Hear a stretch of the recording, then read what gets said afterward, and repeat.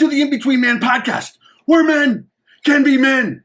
This is going to be our fourth episode going over different headlines in the State of American Men 2025 study. Okay? And the title of this heading is, actually, you know what? Before we get started into the title, if this is the first time you've ever downloaded or listened to my podcast, please do me a favor. I have in the description a playlist that breaks down the who, what, where, and how of my podcast. It talks about our mission, talks about who I am, talks about where we're going to be putting this information out, and how we're going to be leveraging it. And that will give you a very good, quick understanding of what we're trying to accomplish. And in short, we're trying to answer the question, why are men struggling today? And it's a real dynamic. It includes a lot of different things. It's not just one thing.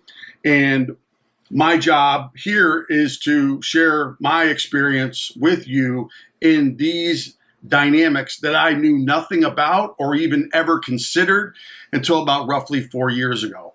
And the world's changing, you know, and we as men need to consider rewriting what we think the ideal narrative is for men, as opposed to have it rewritten for us. And so check that out. You can check out my Etsy store too. I have some funny cards that you can bring with you on a first date. That'd be great. All right, but let's jump into headline number 4. Headline number 4, and actually the title of this podcast is Online Narratives and the Manosphere. Okay, so what's the manosphere?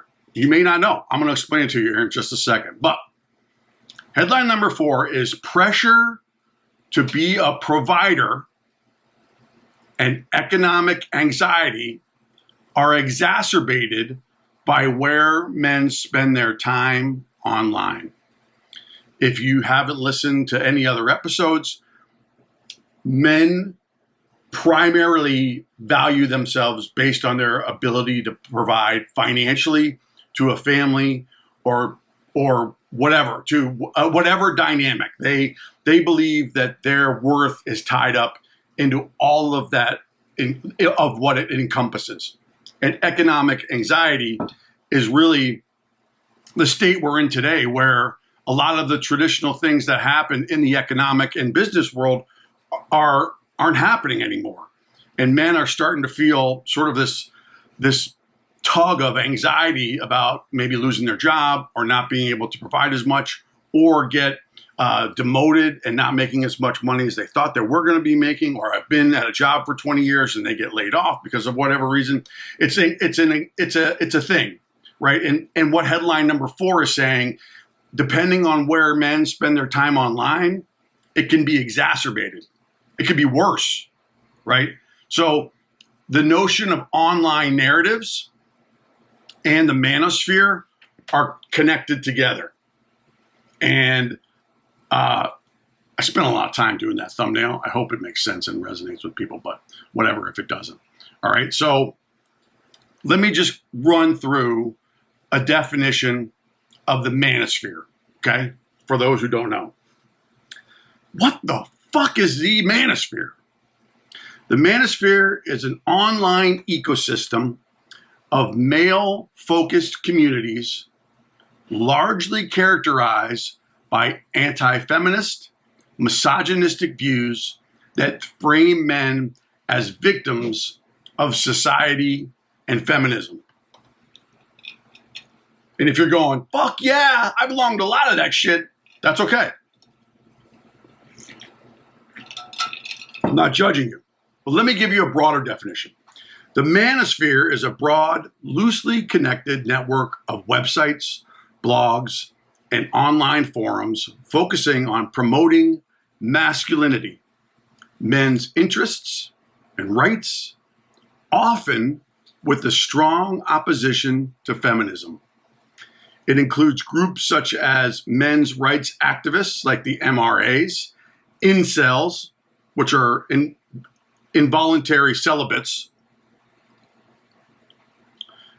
men going their own way, and other places called the pickup artists, and fathers' rights advocates.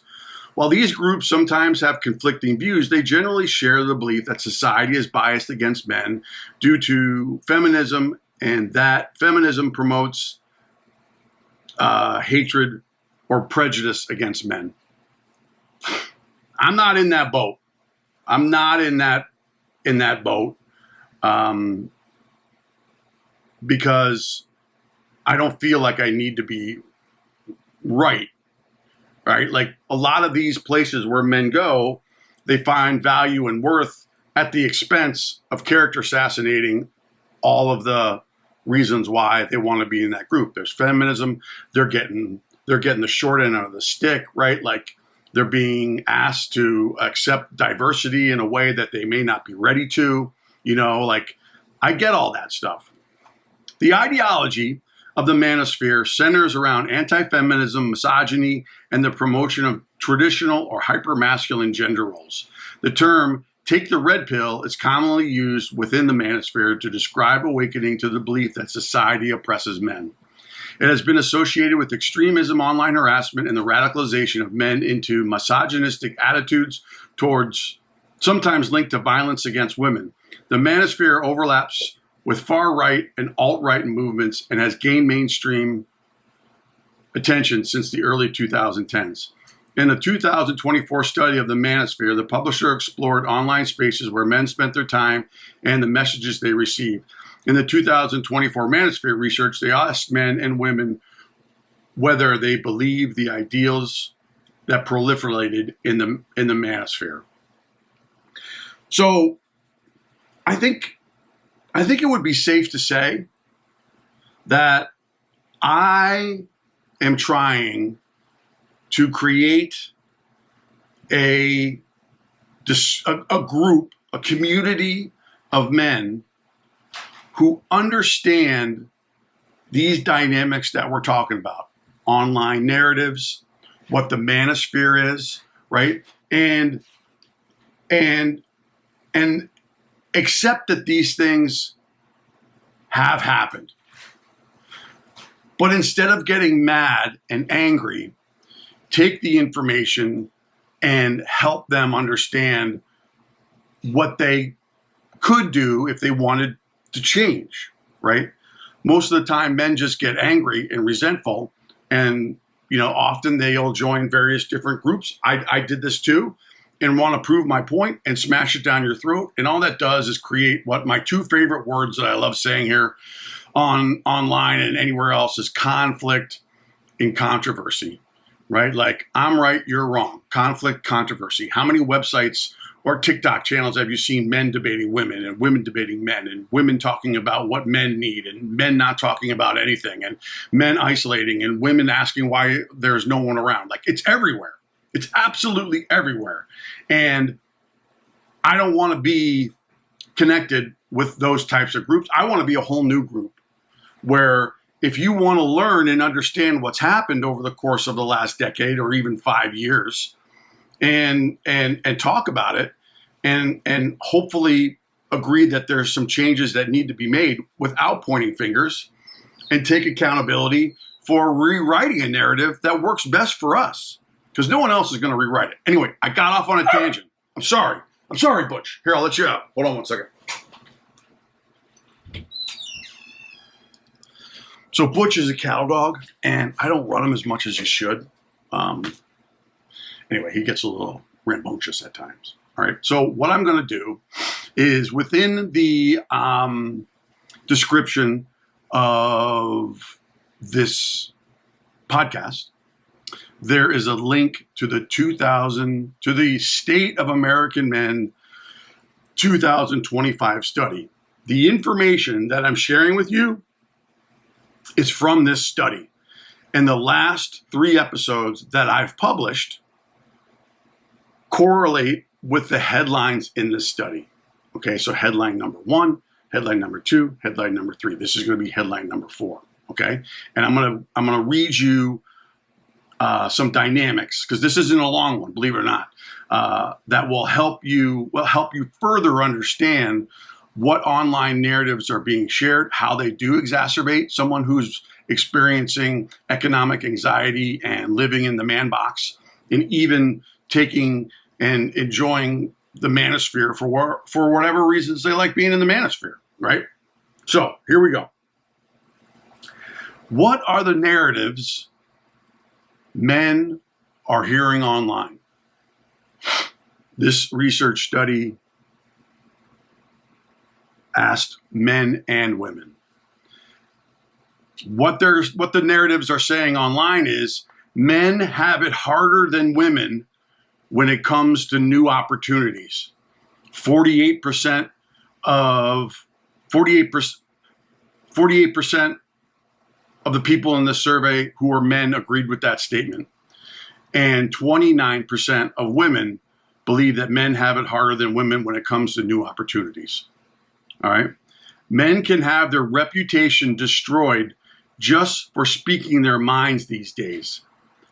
75% of men agree with that statement, and 49% of women agree with that statement. Here's another narrative. Things are generally better when men bring in money and women take care of the home and kids.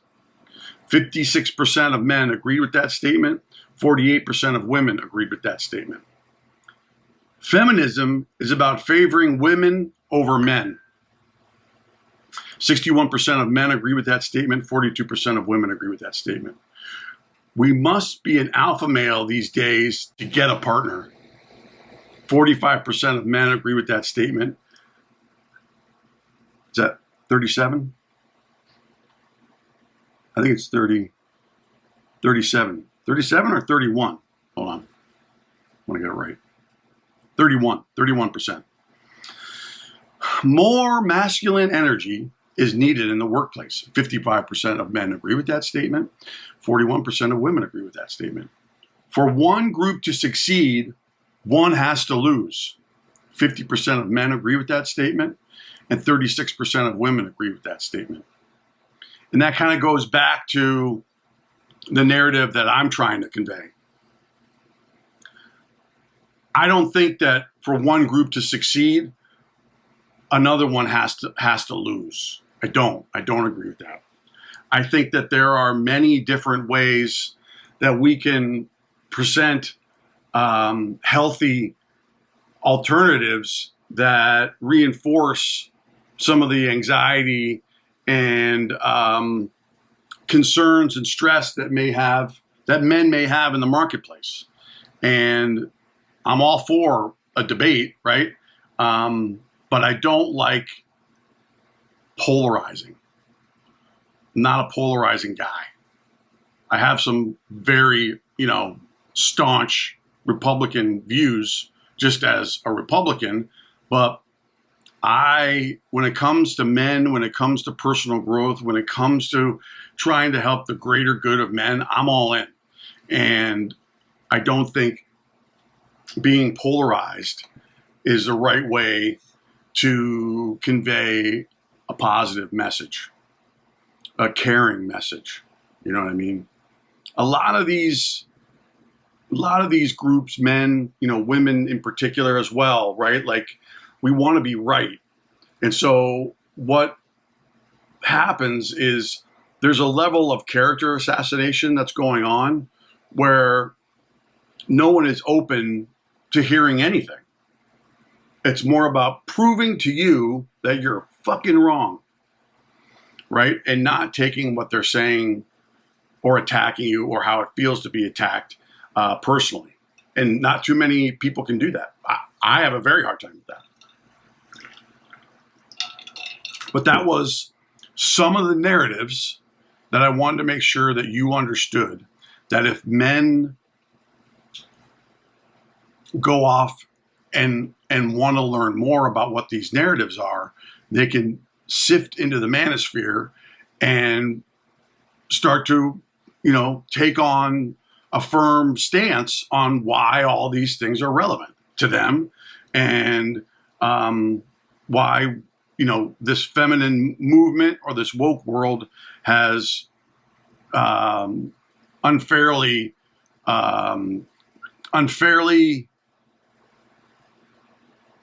what's the word I'm looking for?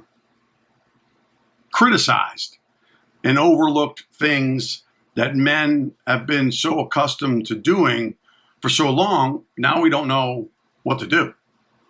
But we're feeling like we're being personally attacked because what was acceptable by society 10, 15 years ago is no longer acceptable in society today. And I don't think that was done maliciously. Call me crazy. I think it was done because women were ready to be heard and they were overlooked and not considered. And I don't blame them for that. I really don't. I'm not thinking about how something's going to affect anybody else when I desperately have support from society and everybody else around me. So online spaces attract men for a variety of reasons. Here's some good news. More often, positive. So what are some of the reasons why men go online? Reasons men say they go online. Here we go. To have fun for entertainment. 94% of men agree with that. And I'm going to throw my hand up in the air and say, since, I don't drink and I don't, partake in, other activities. And, because of that, I don't go to bars. I don't, hang out in places where people are doing a lot of drinking. I mean, I can if I have to, but I just prefer not to go there. And so I spent, you can't go to bars the way that you used to, where you're slapping, girls' asses or pinching their bra string or shit like that. Like, you can go to jail for that stuff now. And so where do we go to be men? We go online. I play Warzone. I develop relationships with other like-minded men. It's not a bad thing. Okay. I've met a lot of incredible people. And if you want to learn more about the incredible people that I've met within this podcast and within this YouTube channel is the Food Tribe podcast. And the Food Tribe is my way of thanking all of the men that I met online who played Warzone with me and gave me a sense of purpose when I had none offline. So I would log in and play with all these guys, and it was just everything that I needed. It was just everything that I needed. And it can be like that for a lot of people. I mean, Warzone can also be very destructive as well. Anyway. Reasons men say they go online. 80% of them say to find a community. To find a community. I want nothing more than to create a private, male-only Discord server. I have it. It's ready to go. There's a couple screener questions that you'd have to answer in order to be in. But I want to create a community of like-minded guys who are open to having these conversations about like why men are struggling. And then if we have those conversations, we can also log into Warzone and go in together and kick some ass, because that's what we do. Well, you can't cheat. If you cheat on Warzone, you're a loser. But you can still be a part of our group. But we're not going to play Warzone with you if you're a cheater, because that's not right. Okay? Even though everybody else does it. I mean, everybody. Reasons men say they go online. For advice about making money, 76% of men agreed with that statement. Here's another interesting one.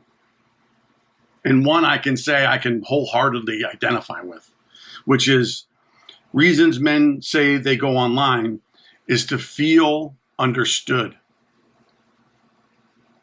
Yee, right? Like, where do we go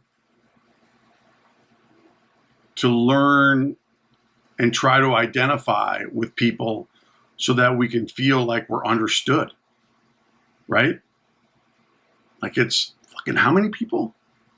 75% of men. That's a lot of men. That means there's a lot of dudes going online searching for something that will help them feel like they belong or understood. And man, it's sad. It really is sad. It upsets me. Here's another good reason. Oh, no, here's another reason, which isn't good. Reasons men say they go online to express my frustrations and anger. 63% of men agree with that statement. So on the flip side of the coin of being understood, right now I'm going to go online and I'm going to troll and prove my point to every single person I see online that has an opposite opinion.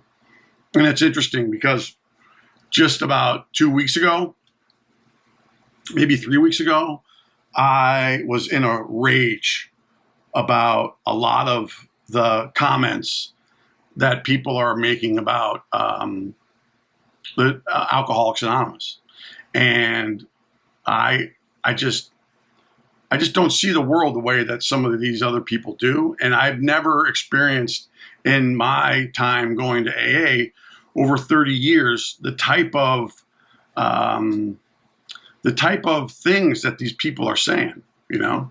And what they're doing is they're promoting or selling something for themselves at the expense of AA to inform people on why AA is a cult. Okay.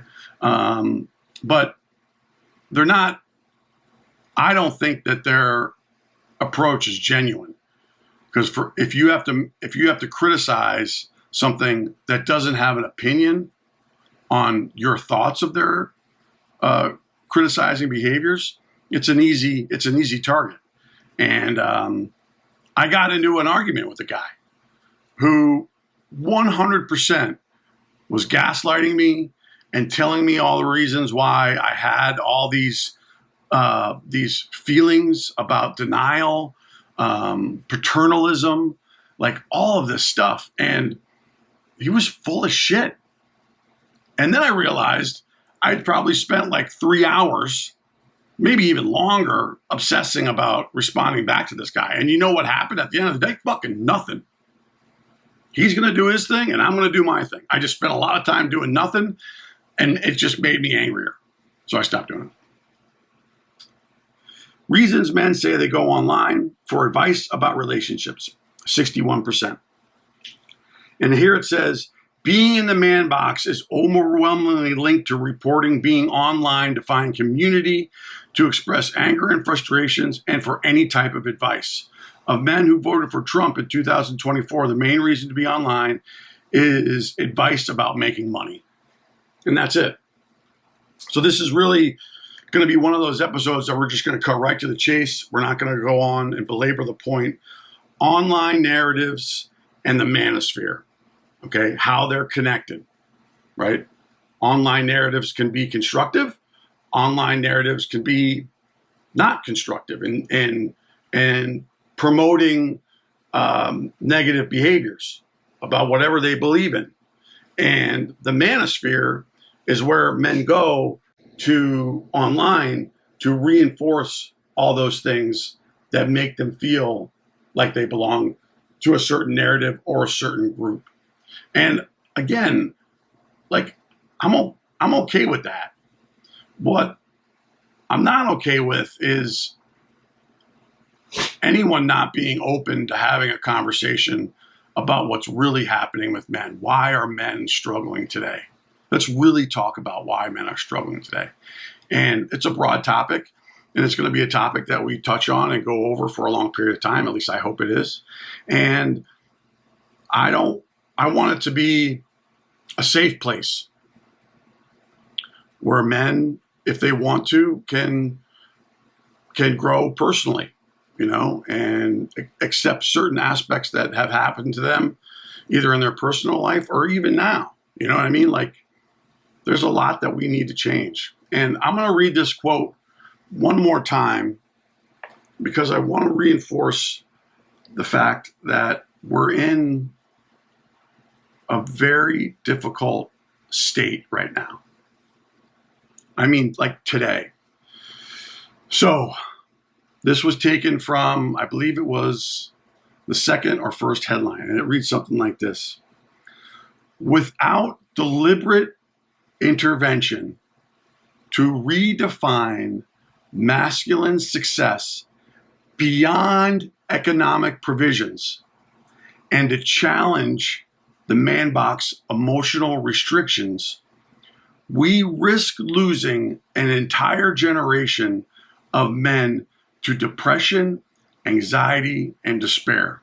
Now, I looked up how many people were a part of a generation, right? Like Gen Xers, Gen Yers, baby boomers, right? And the research that I found or did on Perplexity said it could range anywhere between 50 to 60 million people. 50 to 60 million people. So I'll read this to you again in putting that number in there. You ready? Without deliberate intervention to redefine masculine success beyond economic provision and to challenge the man box emotional restrictions, we risk losing roughly 50 to 70 million men to depression, anxiety, and despair. You know, we got to find something different. We got to think out of the box. And I want to do that and hopefully do it with a lot of other people. So I'm just going to be the tip of the spear for now, and then it will change hopefully later on. But listen, I can't tell you how much I appreciate all of you tuning into the podcast. Please consider sharing it with other folks, even though I've told you on other podcasts not to do that.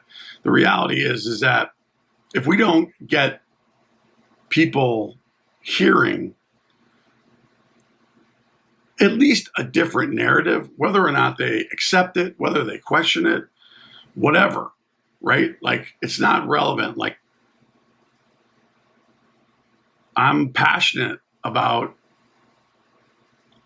being positive, deliberate intervention that I think will be, that I believe in my heart will be positive, it'll be loving, it'll have kindness, all wrapped up together while you can still be a fucking man. Okay? While you can still be a dude, chew tobacco, you know, take a shit in the woods, piss on some tires. I don't care what it is, right? I want to try and help teach people what's been going on around them so that they can make informed decisions about whether or not they really believe in what they're listening to in these forums that are usually created based on pure resentment, pure and total resentment. I would say to you, if you're unsure or you're not sure whether or not you're a part of something that is like that, ask yourself if there's any anger involved. And is the mission statement of that community, male community, grounded in anger and resentment? Or is it something different? Right? Like, you're smart enough to figure out what anger is. You're smart enough to figure out what character assassination means, right? You're smart enough to figure out the difference between listening and pounding my point down your throat. Like, we've lost the willingness to debate because we're so stuck in our ways, and I hate that. I hate it. And I don't know what we're going to do. I'm going to do something. And doing this is a start. And I hope you'll stick around and continue to listen and subscribing to the YouTube channel, subscribing to my podcast. Please, if you disagree with anything that I'm saying, freaking comment on it. I don't care if it's negative. Negative comments are totally fine. I think I've never had a lot of them, so I might not like them later on. But, you know, just be open to the idea. That's all I ask. And if you don't agree with it, that's fine. We can go our separate ways. Yeah, you know what I mean? So do me a favor. Do yourself a favor. Go out and get yourself like a nice, I would like to say like an iced tea beverage of some kind in a Yeti cup that you can swig at any time you want, like right now. And do me a favor. Do yourself a favor. I'll see you on the next one.